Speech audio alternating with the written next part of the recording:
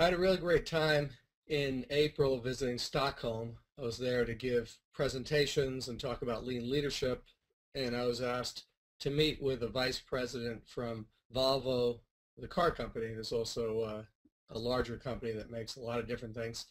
Within customer service, Einar decided that he was going to start lean, and he started doing searching, and he discovered the Toyota Way. He also discovered the Toyota Way Lean Leadership, and it really connected with him. He decided he was going to build their lean program, if you will, around developing lean leaders.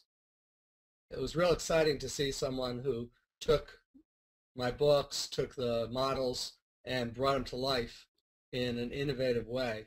I'd like to just briefly summarize what they're doing there. As you can see from the just cover slide, and this is Einar's presentation, he was nice enough to share with me. They have a visual meeting room, and all the managers are busily engaged in Kaizen activities, and they're also following the lean leadership model, and they're being coached. Customer service is a knowledge work process. There's people who answer phones. There's a lot of different processes, but it's definitely in the service side and office side, not in the manufacturing side.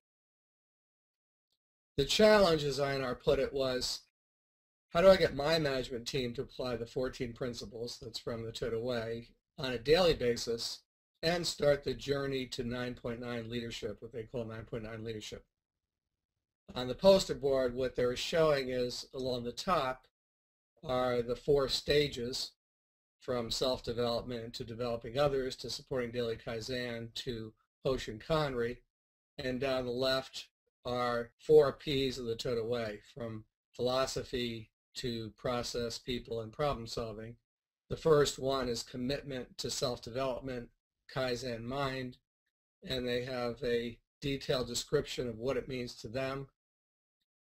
His conclusion is that the majority of the time spent by managers is non-value added. But in his view, they should go to less than a quarter of the time that's value added to less than a quarter of the time that's waste. And he believes they can do that through a series of stages. For example, they need to commit to leading a Kaizen project. And they're going to put that heading up there, and then in that box there will be post-it notes of the activities that they're going to undertake. Basically what we're getting are a lot of problems and a lot of potential projects, which then in number 2 get prioritized in a way that's fairly common, which is what are the big impact items that take the most effort, what are the big impact items that take the least effort that we can do quickly, and let's not work on the low impact items. In the third section, they call it channeling, and what they want to do is they want to take the blue notes that are formed as milestones, as objectives, and they want to show where they are in terms of plan, do, check, act. And at the bottom, they're actually going to keep track. For this particular project, for example, we're going to reduce the time that customers wait when they call into our call center, and you'll see the evolution of that project from plan to do to check to act. What they're working on, if you zoomed in close, you would see some of those post-its are X'd out, so when they finish an item, they exit out.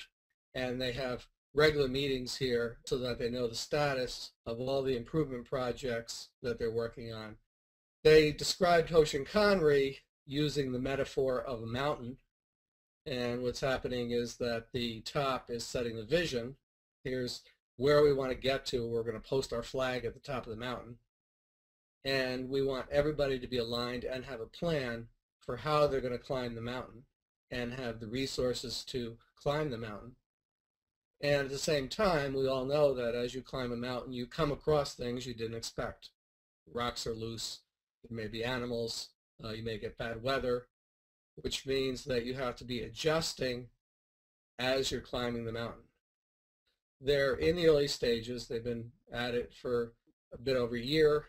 And even in that time, they've made enough progress and they've started to get results, and they're getting visits now from other parts of Volvo.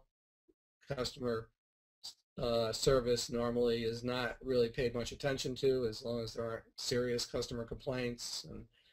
But now they're a tourist site as a best practice model, and they're getting visits from outside the company, people who are really impressed that they're really driving leadership development and they're driving cultural change.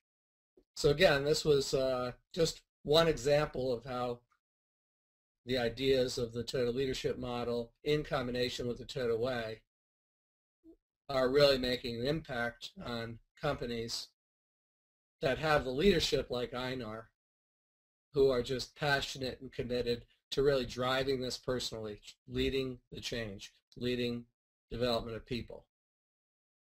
And also it was a way of putting in practice the ideas that I had not seen before. And I would imagine there are other cases like this, and through our courses, we're going to generate lots more. Thanks for listening.